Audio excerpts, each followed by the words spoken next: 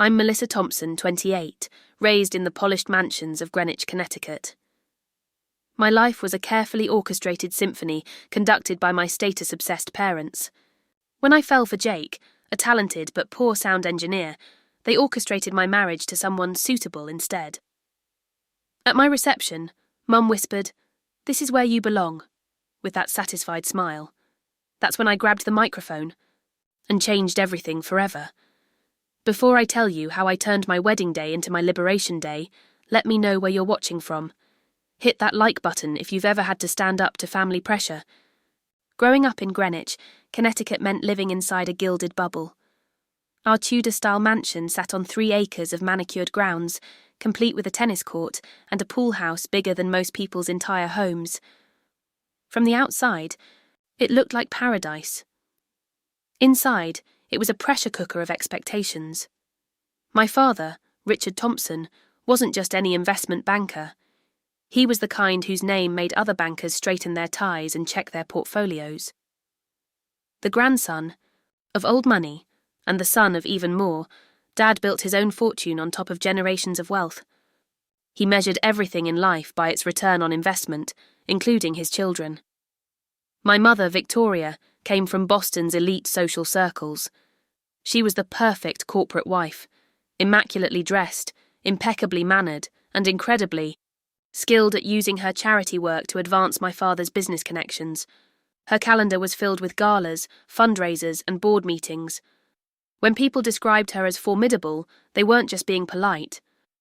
From the moment I could walk, I was being groomed. Ballet lessons at 3, piano at 4, French with a private tutor by 5.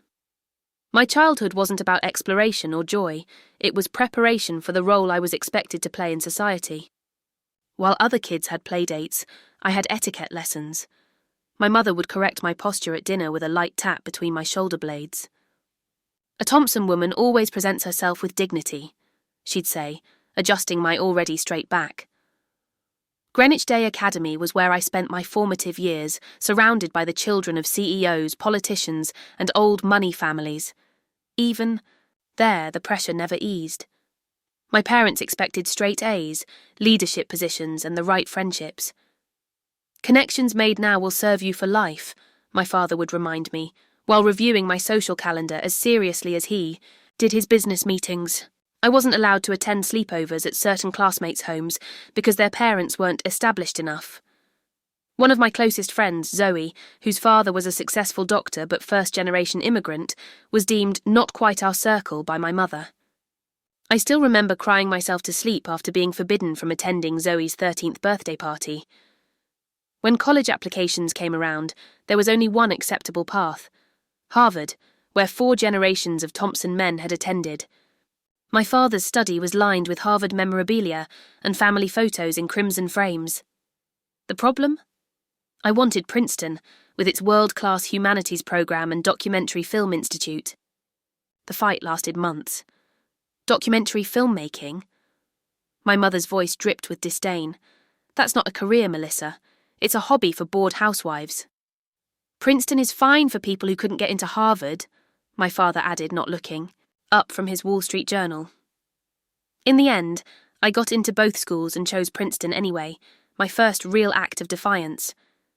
I still remember my father's tight smile at my high school graduation when people congratulated him on my Princeton-y acceptance. "She's always been willful," he'd say, turning it into a character flaw. At Princeton, I thrived. Away from my parents' constant surveillance, I discovered my passion for storytelling through film. I worked on documentaries about everything from environmental activism to profiles of local artists. For the first time, I felt like Melissa, not just Richard and Victoria Thompson's daughter. But even my academic success wasn't enough. My older sister Amanda had set the bar impossibly high. Amanda did everything right: Harvard Business School, marriage to William Chambers, son of Senator Chambers, and a carefully calculated career in arts administration that looked impressive on paper, while giving her plenty of time for the charity circuit. At family gatherings, the conversation always circled back to Amanda's latest achievement. "Amanda and William just bought that lovely summer home in Nantucket," my mother would announce at dinner. "Right next to the Whitneys. the unspoken comparison, hung in the air like heavy perfume. Every holiday break brought the same questions. Was I seeing anyone appropriate? Had I considered switching to a more practical major? Perhaps business or law? Each suggestion came wrapped in concern, but felt like criticism. Despite everything, I graduated summa cum laude with honours in media studies and a certificate in visual arts. My thesis documentary on wealth inequality in college admissions won a university award. My parents attended graduation, of course. Appearances mattered above all else, but their congratulations felt perfunctory. Now that the college experiment is over, my father said as we drove home from Princeton that final time, we should discuss your real career options. I sat in the back seat of his Mercedes, watching the familiar Connecticut landscape replace New Jersey's highways, feeling both accomplished and completely inadequate. I had a prestigious degree, genuine passion, and talent acknowledged by my professors. Yet somehow, in my parents' eyes, I was still falling short. As we pulled into our circular driveway, the mansion looming before us like a judge awaiting my plea, I made a silent promise to myself. Somehow, I would find a way to build a life that was mine. I just had no idea how difficult that would be or what it would cost me. After graduation, I moved to a tiny apartment in Brooklyn with 2 roommates and landed an entry-level position at Panorama Films, a boutique documentary production company. The pay was barely enough to cover my share of the rent, but I was ecstatic to be working in my field. My parents, predictably, were less enthusiastic. Assistant production coordinator sounds very supportive, my mother said during our weekly phone call, making it sound like I'd chosen to be a professional doormat. My father was more direct. Richard Mills's daughter just started at Goldman. He mentioned they're always looking for bright Ivy League graduates. I politely deflected these comments while throwing myself into work. Panorama was everything I'd hoped for, creative, challenging, and filled with passionate people making meaningful films. 3 months into the job, our team began production on a documentary about urban community gardens. That's when Jake Sullivan walked into my life. Jake was brought on as our sound engineer. He arrived on set carrying his own equipment, wearing worn jeans and a faded band t-shirt, his dark hair pulled back in a messy bun. Unlike the polished Princeton men I'd dated, Jake had a rugged authenticity that immediately caught my attention. During our first lunch break, I found him adjusting his boom mic with the focused precision of someone who truly knew their craft. "That equipment looks serious," I commented, offering him a coffee from the craft services table. He looked up, with warm brown eyes and a smile that transformed his serious face. "Built half of it myself. Sound isn't just technical, it's about capturing the soul of a moment." That simple statement revealed more about Jake than he probably intended. Over the next few weeks, I learned his story piece by piece. Raised by a single mother in working-class Baltimore, Jake had been fascinated by sound since childhood. He'd worked odd jobs since he was 16 to help his mum make rent, taught himself audio engineering through library books and YouTube tutorials, and eventually built enough of a reputation to get steady work in film and television. College wasn't in the cards for me, he explained one evening as we shared takeout after a late shoot. But I've probably read more books on acoustic physics than most engineering students. Jake's talent was undeniable. He could capture whispered conversations in windy gardens and transform ambient city noise from distraction to atmospheric enhancement. Directors specifically requested him because he understood storytelling through sound in a way that technically trained engineers often missed. Our professional relationship quickly evolved into friendship, then something deeper. Jake was unlike anyone I'd ever known. Genuine, passionate, and completely unimpressed by status or wealth. When I mentioned my family background, he simply shrugged. "Cool. My mum cleaned houses in neighbourhoods like that, said she could tell which families were actually happy by how they treated their trash cans." "Their trash cans?" I laughed. "Yep. Said the truly rich folks never bothered to bring them in themselves, but the ones who remembered the trash collectors were human too. Those were the ones with real class." For 6 months, Jake and I dated without my parents knowing. We explored New York together, discovering tiny jazz clubs, community art installations, and hole-in-the-wall restaurants with food more delicious than anything served at my parents' country club. For the first time, I was experiencing life without the filter of wealth and status. Eventually, I couldn't keep these two worlds separate any longer. When my parents insisted I attend my cousin's engagement party, I decided to bring Jake as my +1. I spent hours coaching him on what to expect, my father's interrogation style, my mother's passive-aggressive comments, which fork to use for the salad course. "Relax," Jake said, adjusting his borrowed sport coat. "I've recorded audio at the White House. Pretty sure I can handle dinner with your folks." The evening was a disaster from the moment we arrived at my parents' home. My mother's eyes widened at Jake's appearance. Despite the new clothes I'd insisted on buying him, he still looked out of place among the country club set. His handshake was too firm, his accent too distinct, his compliments on the house too genuine rather than casually entitled. During dinner, my father conducted his usual background check disguised as polite conversation. "And where did you attend school, Jake?" he asked, swirling his 20-year-old scotch. "School of Hard Knocks, sir," Jake answered with a smile that wasn't returned. "Started working after high school to help my mum out." My mother nearly choked on her wine. "And your father?" she pressed, already knowing from my earlier explanation that this was sensitive territory. "Never really in the picture," Jake answered evenly. "My mum did the job of both parents." The questions continued relentlessly, about his income, his career prospects, his family background. With each answer, my parents' expressions grew frostier. When Jake enthusiastically described our documentary project about community gardens, my father interrupted. "Interesting hobby, but surely you have plans for a real career path? Something with stability?" Jake kept his composure, but I could see the tension in his shoulders. "Actually, sir, I consider storytelling through sound a genuine art form and viable profession. I may not have a trust fund, but I've never missed rent." After dinner, my father took Jake aside for what he called a man-to-man chat. I later learned he'd offered Jake a position at his friend's media company, a more suitable role with better pay that would take him away from production work. The offer came with the clear implication that this would make Jake more acceptable as my boyfriend. When Jake politely declined, explaining he preferred creative independence to corporate security, my father's pretense of civility evaporated.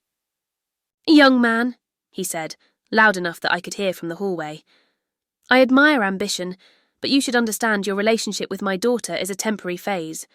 Melissa has certain obligations to her family name." By the time we left, the temperature had dropped below freezing, both outside and between us and my parents. In the Uber back to Brooklyn, Jake was quieter than I'd ever seen him. "I'm sorry," I whispered, mortified by my family's behaviour. "Not your fault," he said, taking my hand. "But Melissa, is that really the world you come from? Because it's nothing like the person I know." The next morning, my mother called. "Darling, about last night. Your little friend seems earnest, but surely you understand this isn't going anywhere.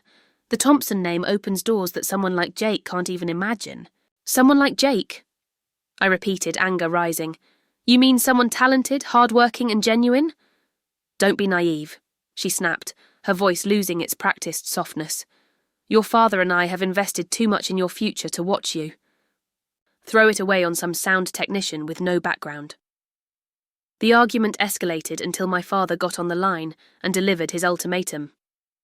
"End this unsuitable relationship, or we'll be forced to reconsider your position in this family, including financial support." For the first time in my life, I hung up on my parents. Then I called Jake and asked if I could come over. That night, in his tiny Bushwick apartment with the mismatched furniture and walls covered in vintage concert posters, I made my choice. I would stand by Jake, even if it meant standing against my family. The next day, I emptied my trust fund-supplied checking account, packed my essentials, and moved out of my parents' financial control and into the uncertain territory of genuine independence. Living independently proved harder than I'd imagined. My entry-level salary barely covered necessities, and I quickly learned the real value of things I'd taken for granted, like health insurance and cell phone plans. Jake never made me feel like a burden, but I was determined to pay my own way. I picked up weekend work editing wedding videos and corporate promotions, often staying up until 3 a.m. to complete freelance projects. For 6 weeks, my parents maintained complete radio silence. No calls, no texts, not even their usual passive-aggressive emails with links to career opportunities, a friend mentioned. At first, the silence was liberating. Then, as weeks passed, a lifetime of conditioning began to whisper doubts. Had I made a terrible mistake? Was I truly cut off forever? Just as these thoughts threatened to overwhelm me, my mother reached out. Her message seemed casual, just checking in, hoping I was well. This was followed by occasional texts sharing family news or asking about my work. No mention of Jake or our argument. It seemed like she was extending an olive branch. Month into this cautious reconnection, my phone rang at midnight. It was my father, his voice uncharacteristically shaken. "Your mother's in the hospital. She's asking for you." I rushed to New York Presbyterian, where I found my mother in a private room, looking pale but alert. The diagnosis was exhaustion and dehydration, serious, but hardly the life-threatening emergency my father had implied. As I sat by her bedside, she squeezed my hand weakly. "I've been so worried about you," she whispered. "The stress of our disagreement, it's not good for any of us." Guilt washed over me. Had my defiance actually made my mother ill? Over the next few days, I visited regularly, sometimes running into family friends who'd just stopped by and seemed surprised, but pleased to see me reconnecting with my parents. During one visit, my mother suggested we try again with Jake. "We may have been hasty in our judgment," she admitted with uncharacteristic humility. "Your happiness matters to us." I was cautiously optimistic when my parents invited us both to dinner at Le Bernardin, my father's favourite restaurant. Jake was reluctant. "They're trying to control the narrative," he warned. "Public place, their territory, their rules." "They're making an effort," I countered. "Isn't that what we wanted?" The dinner was surprisingly pleasant. My father asked thoughtful questions about Jake's sound design process. My mother mentioned a documentary she'd watched on PBS. They seemed genuinely interested in our work and our relationship. As coffee was served, my father cleared his throat. "Melissa, I've been thinking about your career. Bradley Winston at Pinnacle Media is an old friend. He mentioned they're looking for an associate producer. I'd be happy to make a call." I hesitated. Pinnacle produced prestigious documentaries with substantial budgets and award recognition. It would be a major step up from my current position. "That's very kind," I said cautiously. "Just trying to support your passion," my father replied, with a smile that didn't quite reach his eyes. After all, family connections should be used for something worthwhile. The next day, I had an interview at Pinnacle. 2 days later, I had a job offer with nearly double my current salary. Jake was suspicious of the timing. "It's a great opportunity," I argued, "and it's still documentary work, not some corporate sellout position. I just find it convenient that your parents suddenly respect your career choice, now that they can control where you work." Jake responded. Despite his concerns, I took the position. It was a genuine step forward professionally, regardless of how it had come about. What I didn't realise was that it was just the first move in my parents' elaborate chess game. Over the next few months, my parents orchestrated a careful campaign of reconciliation with strings attached. They invited us to social events where Jake was politely included but clearly out of place. At a charity gala, I overheard my mother explaining to her friends that Jake was discovering his potential under my father's mentorship, as though he were a charity case rather than an accomplished professional. At a country club luncheon, my mother cornered me in the ladies' room. "Darling, you know we're trying with Jake, but is this rebellion really worth it? You could have anyone, literally anyone. Charles Winthrop's son just made partner at his law firm, and he always asked about you. It's not a rebellion, Mother. I love him. She patted my cheek. Love is lovely at your age, but eventually you need someone who understands your world. Meanwhile, my father started offering financial assistance in ways designed to remind me what I was giving up. When I mentioned my student loans during dinner, he casually offered to pay them off. After all, he added, family takes care of family, as long as family remembers their responsibilities. The implication was clear. His help came with expectations about my future choices. Jake grew increasingly uncomfortable with my parents' influence. They're trying to buy you back, he said after my father sent an extravagant gift basket to our apartment, and they're setting me up to look like the bad guy if I object. I defended my parents, arguing they were making genuine efforts to accept our relationship. But deep down, I noticed troubling patterns. My new position at Pinnacle kept me working late hours, often on projects that required travel, creating distance between Jake and me. Invitations arrived for events where Jake would feel out of place or couldn't attend due to work commitments, making it easier for me to go alone and reintegrate with my parents' social circle. 3 months into this new arrangement, I received a call from Marco, a director friend, asking if everything was okay. What do you mean? I asked. I wanted to hire Jake for my new project, but I heard he's unreliable. Something about showing up intoxicated on set. That doesn't sound like him at all. My blood ran cold. Jake had been sober for years after watching alcoholism destroy his father's life.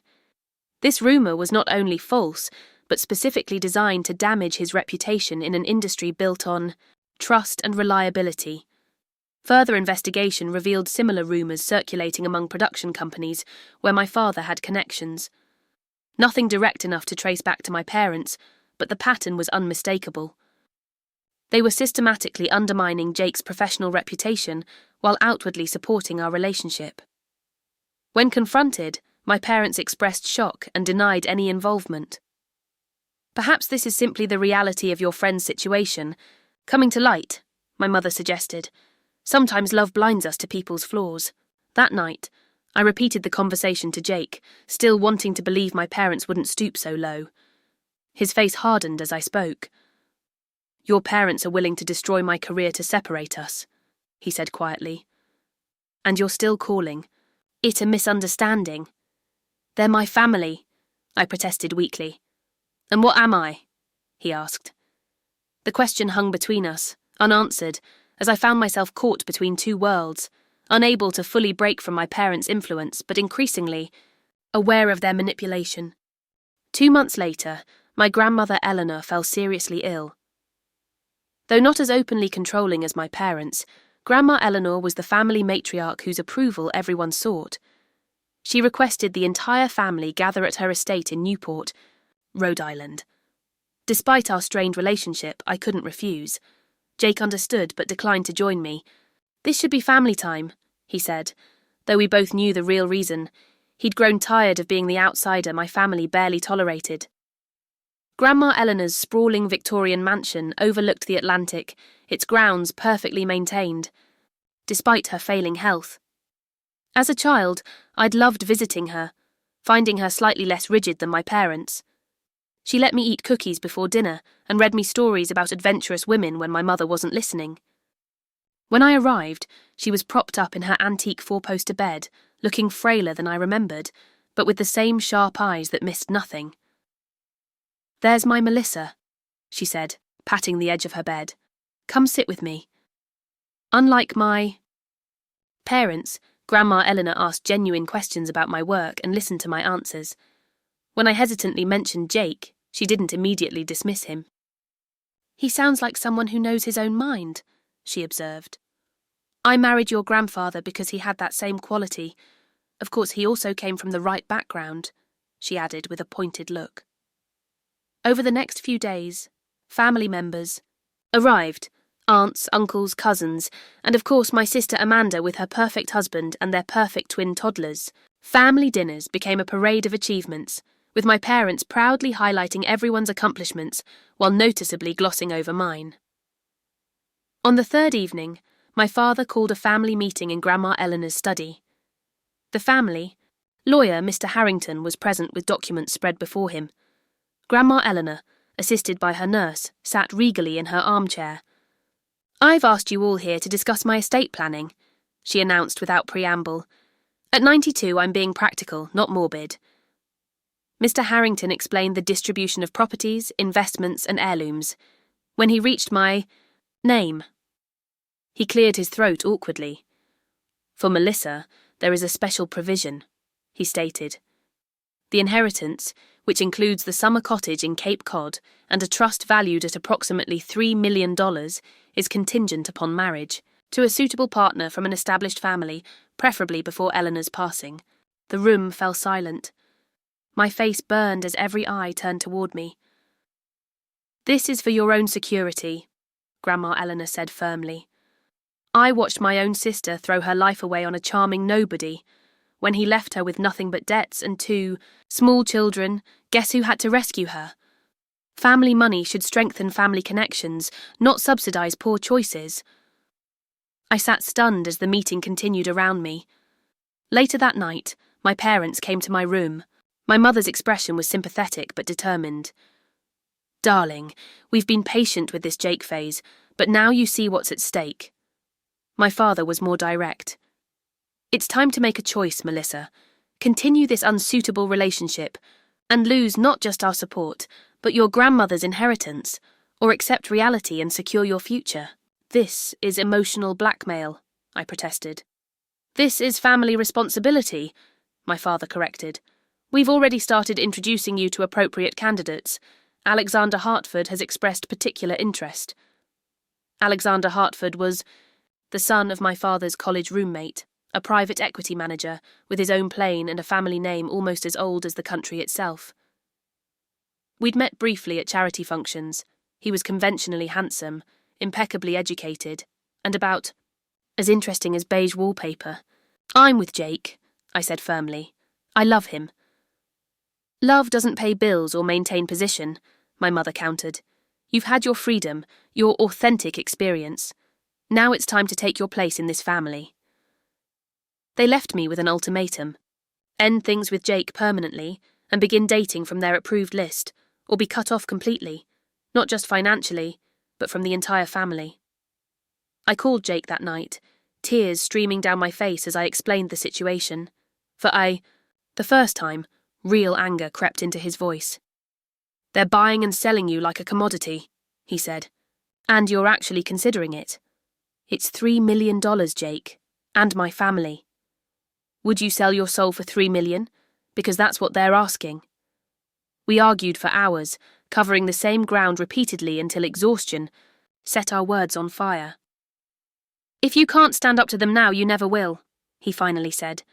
"And I can't build a life with someone who's always looking over her shoulder for her parents' approval." "That's not fair," I protested. "Neither is asking me to compete with your grandmother's millions," he shot back. The call ended with no resolution. Back in New York, things deteriorated quickly. Jake and I tried to navigate the ultimatum, but each conversation reopened the wound. 2 weeks after returning from Newport, he packed his things and moved out of our apartment. "I love you, Melissa," he said at the door, "but I won't be the reason you lose your family, because you'll resent me for it eventually. And I won't watch you choose money over love because I'll resent you. Either way, we lose." The following weeks passed in a fog of depression. I threw myself into work but found no joy in it. My parents, sensing victory, began orchestrating accidental meetings with Alexander Hartford at gallery openings, charity auctions, even arranging for us to be seated together at a mutual friend's wedding. Alexander was perfectly pleasant and clearly briefed on the situation. He never mentioned Jake or pressured me, instead focusing on our natural compatibility and shared background. He sent thoughtful gifts and took me to exclusive restaurants where the staff knew him by name. On paper, he was the perfect match my family wanted. As autumn turned to winter, I found myself going through the motions of dating Alexander, while feeling nothing. When he kissed me goodnight after our 5th date, I felt only emptiness. But I also felt the weight of my family's expectations and the fear of being truly alone. Just before Christmas, At the Thompson annual holiday gala, Alexander proposed in front of 200 guests, including my beaming parents and Grandma Eleanor, who had made the trip despite her health. The ring was a family heirloom, a 5-carat diamond that felt heavier than its considerable weight. With cameras flashing and my mother's warning gaze fixed on me, I said yes. Later that night, alone in my childhood bedroom, I stared at the ring and tried to convince myself I was doing the right thing. I sent Jake a text, the first contact since our breakup. "I'm engaged. I'm sorry. I hope you find happiness." His reply came hours later. "I hope you remember who you really are someday." I cried myself to sleep, the diamond catching moonlight, through my window, casting fractured rainbows on my ceiling that seemed to mock the brokenness I felt inside. The moment I said yes to Alexander, my mother transformed into a wedding planning machine. Victoria Thompson had been preparing for this day since my birth, and no detail was too small for her attention. She had a vision: a June wedding at Sat. Thomas Church on 5th Avenue, followed by a reception at the Metropolitan Club, the epitome of old New York elegance. 800 guests, she announced at our first planning meeting, presenting a binder thicker than my college thesis. "We've already secured the date. The Hartfords will handle the rehearsal dinner at Le Bernardin, of course." I sat silently as she outlined my wedding, as if I were merely an actress in her production. The dress would be custom Vera Wang. The flowers would be imported peonies and roses in cream and blush. The cake would have 7 tiers and be featured in Vogue. "Mother, don't you think 800 people is excessive?" I ventured. She looked genuinely confused. "Darling, this isn't just a wedding. This is the social event of the season. The governor has already confirmed his attendance." I didn't know the governor. I doubted he knew me beyond my last name and bank account. Alexander seemed content to let our families handle everything. "Happy wife, happy life," he'd say with a practiced chuckle whenever I mentioned feeling overwhelmed. "Our job is just to show up and look good in the photos." That seemed to summarize our relationship, looking good on paper without any real substance. We had pleasant dinners where we discussed safe topics like travel destinations and wine preferences. He never asked about my documentaries or seemed interested in my opinions on anything consequential. I was arm candy with the right pedigree, and he was my ticket to family approval. As spring arrived and wedding preparations intensified, I felt increasingly hollow. I went through the motions: dress fittings, menu tastings, endless meetings with planners and florists, while feeling like I was watching someone else's life. My one refuge was work. At Pinnacle Media, I threw myself into a documentary series about urban renewal, finding genuine purpose in sharing stories of community transformation. It was the only time I felt like myself. 3 months before the wedding, I was rushing through Greenwich Village after a late shoot when I literally collided with Jake outside a coffee shop. Coffee spilled, papers flew, and suddenly he was there, looking exactly the same yet somehow different. "Melissa," he said, his voice a mixture of surprise and something else I couldn't identify. "Jake, hi." Brilliant conversation, I thought, to myself. He helped me gather my scattered notes, his fingers brushing mine briefly. "How have you been?" "Good. Busy. Wedding planning," I blurted, immediately wishing I hadn't mentioned it. His expression shuttered slightly. "Congratulations again. How about you?" "Can't complain. Just finished sound design for a feature that got into Tribeca, and I'm teaching audio production at NYU now, adjunct position." Pride swelled in my chest. "Jake, that's amazing." We stood awkwardly for a moment before he suggested coffee to replace what I'd spilled. Against my better judgment, I agreed. For 2 hours we talked like no time had passed. Jake told me about his new projects, his mother's health improvements, his small but growing sound studio in Greenpoint. I shared stories about my documentary work, carefully avoiding mentions of Alexander or the wedding. As evening fell, Jake walked me to the subway. "It was good seeing you, Melissa. You look—" He paused, studying my face. "Actually, you look tired. Are you happy?" The simple question hit me like a physical blow. When was the last time anyone had asked me that? I'm fine, I answered automatically. That's not what I asked. Before I could formulate a response, he continued. The Melissa I knew wouldn't settle for fine. She wanted extraordinary. We parted with an awkward hug that lingered a moment too long. That night I couldn't sleep, Jake's question echoing in my mind. Are you happy? The encounter reawakened feelings I'd tried to bury and cast my engagement in harsh light. I began noticing things about Alexander I'd been ignoring. His casual dismissal of service staff, his assumption that money could solve any problem, his subtle but constant reminders of how fortunate I was to be with him. 2 weeks after running into Jake, I discovered something that cracked my carefully constructed compliance. While searching for a document on my laptop, I found emails between my father and several major production companies, including one where I'd applied for a directing opportunity before my engagement. The emails revealed my father had systematically contacted these companies, suggesting I was unstable and going through a phase with my film career. He'd implied I wasn't serious about documentary work and would be leaving the industry after marriage to focus on family responsibilities. I confronted my mother first, finding her reviewing flower arrangements in her sunroom. Did you and Dad sabotage my career opportunities? I demanded, showing her the printed emails. She barely glanced at them. We protected you from distractions. Alexander's family expects a certain type of wife, not someone chasing cameras around homeless shelters. So you've been planning this all along, forcing me to give up my career. No one's forcing you to do anything, she replied calmly. We're simply helping you understand where someone like you belongs. Someone like me? I repeated incredulously. Her expression softened into something almost pitying.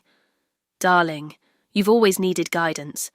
Remember your phase wanting to be a veterinarian? Or when you insisted on public school? You get these notions. Our job is to guide you back to reality.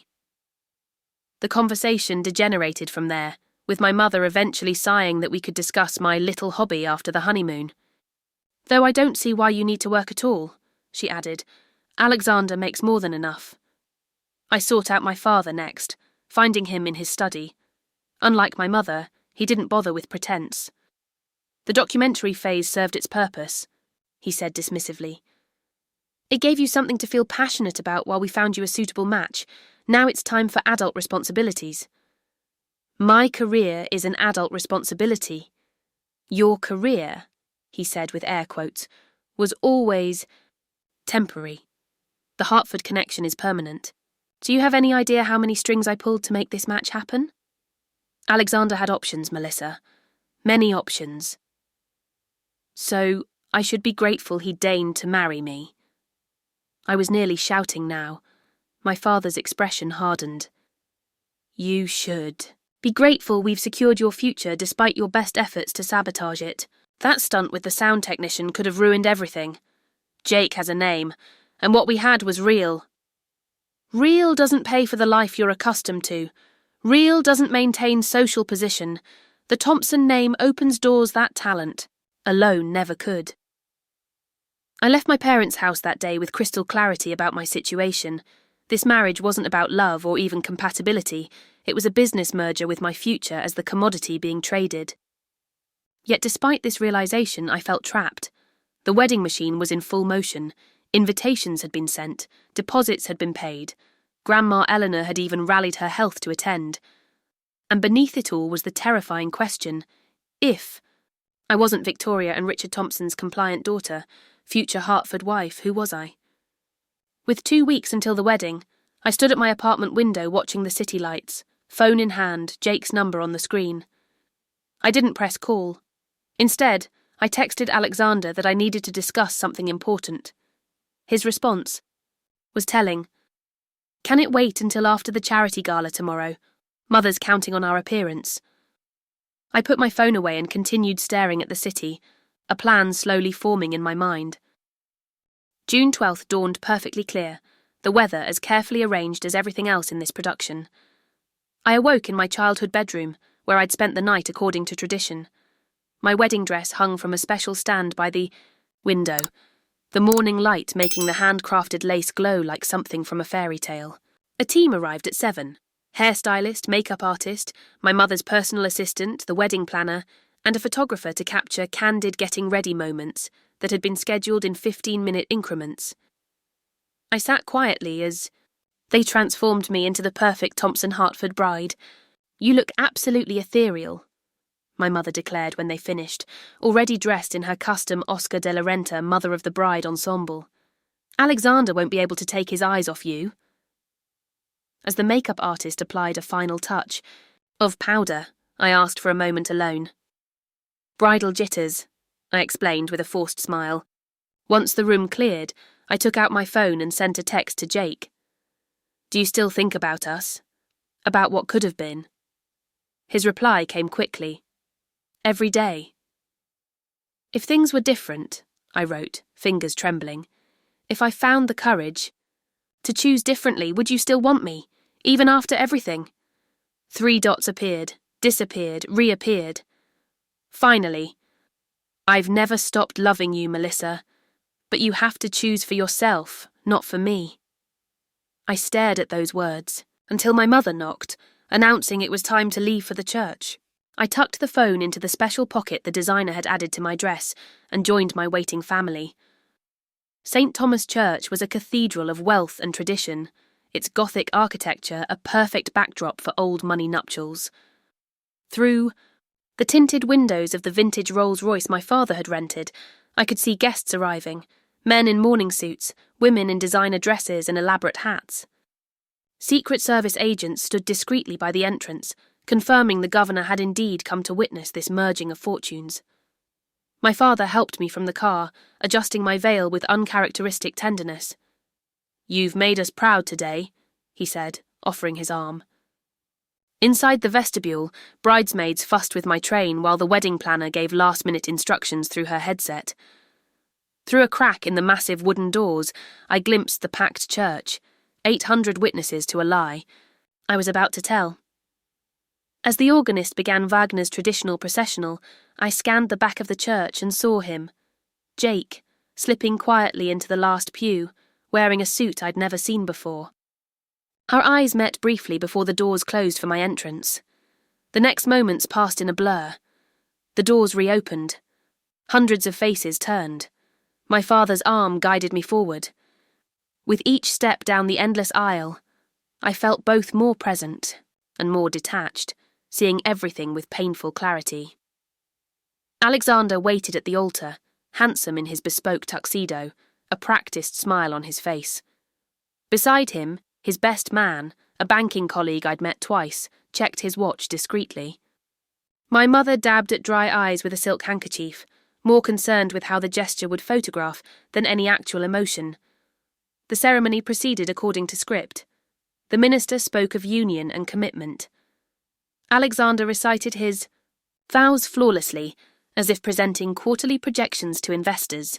When my turn came, I heard my voice speaking the promised words while my mind screamed in protest. "I do," I said when prompted, the shortest and biggest lie of my life. After the pronouncement and the carefully choreographed kiss, we processed, back down the aisle as husband and wife. Alexander whispered, "You played your part perfectly," as if congratulating an actress on a successful performance. The reception at the Metropolitan Club was a showcase of excess: ice sculptures, champagne fountains, a 16-piece orchestra, and centerpieces that cost more than most people's monthly rent. I moved through cocktail hour in a daze, accepting congratulations from people who knew my name but not my dreams. During dinner, Alexander's father gave a toast celebrating the union of 2 great American families, speaking more about stock portfolios than love. My father followed with practiced anecdotes about my childhood that painted me as a charming but directionless girl who needed the stability Alexander would provide. As coffee and dessert were served, my mother appeared at my side, radiant with satisfaction. "See," she whispered, squeezing my hand too tightly. "This is where you belong. I told you everything would work out once you stopped fighting your destiny." Something inside me finally broke. I stood abruptly, causing my chair to screech against the marble floor. "I'd like to make a toast," I announced. This wasn't in the programme. My mother's smile froze as I walked to the centre of the room where a microphone stood for the planned speeches. Alexander looked mildly annoyed at the deviation from schedule. I took the microphone, feeling surprisingly calm. 800 faces turned toward me expectantly. In the back of the room, I spotted Jake, still watching, his expression unreadable. "I want to thank everyone for coming today," I began conventionally. "It's overwhelming to see so many important people here to witness this union." Approving. Nods all around. My mother's shoulders relaxed slightly. "I've been thinking about what marriage really means," I continued. "Is it a merger of assets? A strategic alliance? A social expectation fulfilled?" The nodding slowed. My father straightened in his chair. "Or should it be something more? Something authentic and honest?" I looked directly at Alexander. "Something built on actual love and mutual respect." The room had gone completely silent. Even the servers had stopped moving. "The truth is," my voice grew stronger, "I don't love Alexander, and he doesn't love me. This marriage isn't a union of hearts, but a business transaction arranged by our families." Gasps rippled through the crowd. Alexander's face flushed dark red. My parents orchestrated everything, sabotaging my previous relationship, undermining my career, using my grandmother's inheritance as leverage. They created this perfect tableau of Upper East Side happiness while systematically crushing any independence I showed. My mother was half standing now, her face contorted with fury and embarrassment. My father made a cutting motion across his throat, signalling me to stop. "I've spent my entire life trying to be the daughter they wanted instead of the person I've smiled through their criticism, accepted their manipulation, and nearly married a man who sees me as a suitable accessory to his lifestyle." I looked directly at my parents. "But I can't do it anymore. I won't do it anymore." I removed the massive diamond ring and placed it on the table beside me. "I'm sorry, Alexander, but I can't marry you. You deserve someone who wants the life you're offering. That person isn't me." I turned back to the stunned audience. "I apologise to all of you for the inconvenience. Please enjoy the very expensive dinner and cake my parents have provided. Consider it compensation for witnessing the moment I finally found my voice." With shaking hands, I replaced the microphone and walked toward the exit. As I passed Jake's table, I paused. "Coming?" I asked softly. He stood without hesitation and took my hand. Together, we walked out of the Metropolitan Club and into the warm June evening, leaving chaos erupting behind us. The first hours after walking out of my wedding reception were surreal. Jake and I wandered through Central Park in absurd formal wear, me in a $75,000 wedding gown, him in his one good suit. We talked until dawn on a park bench near the reservoir, reconnecting and planning in equal measure. "I can't go back to my apartment," I realised. Everything there was paid for by my parents. "Then come home with me," Jake said simply. "We'll figure it out together." The immediate aftermath was as dramatic as you might expect. My parents' lawyer served me with papers demanding return of the wedding dress and all gifts. The New York Post ran a gleeful story about the runaway Thompson bride that was picked up by national outlets. My mother sent a single text. "When you're ready to apologise for the humiliation you've caused, we'll discuss terms for your return to the family." I didn't respond. Alexander, surprisingly, was the most decent about the whole thing. He called once, not to berate me but to admit he'd also had doubts. "I wanted my father's approval more than I wanted a wife," he confessed. "Maybe we're not so different." He handled the annulment proceedings quietly and even sent a surprisingly thoughtful note wishing me well. My parents were less gracious. As promised, they cut me off completely, financially, socially, and emotionally. My credit cards were cancelled. My position at Pinnacle Media mysteriously became redundant after a call from my father. My grandmother revised her will, removing me entirely. Living with Jake in his small Greenpoint apartment was a crash course in real-world economics. His one-bedroom walk-up was the size of my former closet, with thin walls and temperamental plumbing. For the first time in my life, I worried about making rent and calculated the cost of groceries. I found work wherever I could: production assistant gigs, freelance editing, even a stint as a barista at an independent coffee shop. Each paycheck felt more satisfying than any trust fund deposit ever had, because I'd earned it myself. Jake never made me feel like a burden, even when I clearly was. "This is what real partners do," he said when I apologized for bringing financial stress into his life. "They carry each other through the hard times." The hardest adjustment wasn't financial, but social. Friends from my previous life disappeared, unwilling to risk my parents' displeasure by association. Holiday invitations vanished. Former colleagues suddenly couldn't find time for coffee. I understood then how effectively my parents had constructed my entire social world, and how completely they could dismantle it. But as old connections fell away, new ones formed. Jake's friends, other artists, musicians, and filmmakers, welcomed me without judgment. They taught me that friendship based on genuine connection was more valuable than any society alliance. 6 months after the non-wedding, Jake and I were having dinner with his sound engineer colleagues when Lucia, an independent director, mentioned needing help with a documentary about women entrepreneurs in immigrant communities. "I know it's a step down from Pinnacle," she said cautiously, "but we have funding and distribution through PBS." "It's not a step down," I replied. "It's exactly the kind of meaningful work I've wanted to do." That project became my lifeline, back into filmmaking. Working with limited resources forced me to be more creative, more authentic in my storytelling. The women we profiled, who had built businesses from nothing, often while facing language barriers and cultural obstacles, put my own struggles into perspective. Jake and I began collaborating professionally as well as personally. His sound expertise complemented my visual storytelling instincts.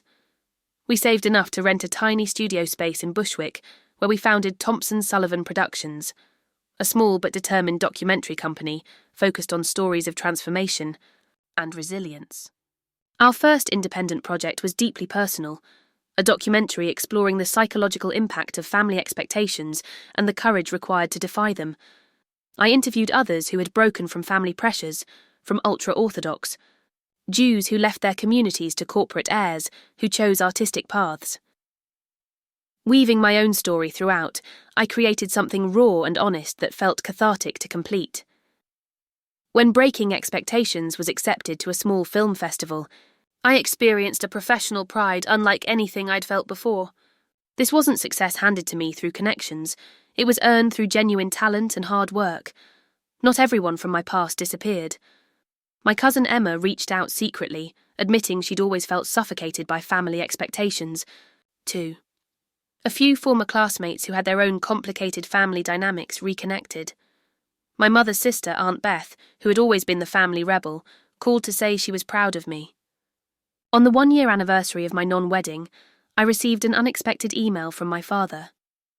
No apology, just a business-like notification that some personal items from my childhood remained in storage at their home, available for collection, if I wished. It wasn't reconciliation, but it was acknowledgement of my continued existence, a small crack in the wall of silence. I arranged to pick up the items when my parents were travelling. The housekeeper, Maria, who had known me since childhood, hugged me tightly at the door. "They miss you," she whispered. "They're too proud to say it, but they do." Among the carefully boxed belongings was a surprise: my grandmother's antique camera, the one she'd used in her brief secret career as a photographer before marriage ended her artistic pursuits. With it was a note in her shaky handwriting. "For Melissa, who had the courage I lacked, make beautiful things." That evening, Jake and I sat on the fire escape of our apartment, watching the sunset over the Brooklyn skyline. We were planning our newest documentary, drinking wine from coffee mugs because we still couldn't afford proper stemware. "Do you ever regret it?" Jake asked quietly. "Walking away from all that money, the connections, the comfort?" I thought about the question carefully, wanting to give an honest answer. "I miss certain things," I admitted. "I miss the ease of not worrying about bills. I miss some family traditions. I even miss my mother sometimes, not who she tried to make me be, but the rare moments when she was just my mum. I leaned against his shoulder, feeling the solid warmth of his presence. But I don't regret choosing this life, choosing authenticity, choosing you, choosing myself. For the first time, I'm living according to my own values instead of someone else's expectations. A year earlier, I had been on the verge of disappearing into a life designed by others.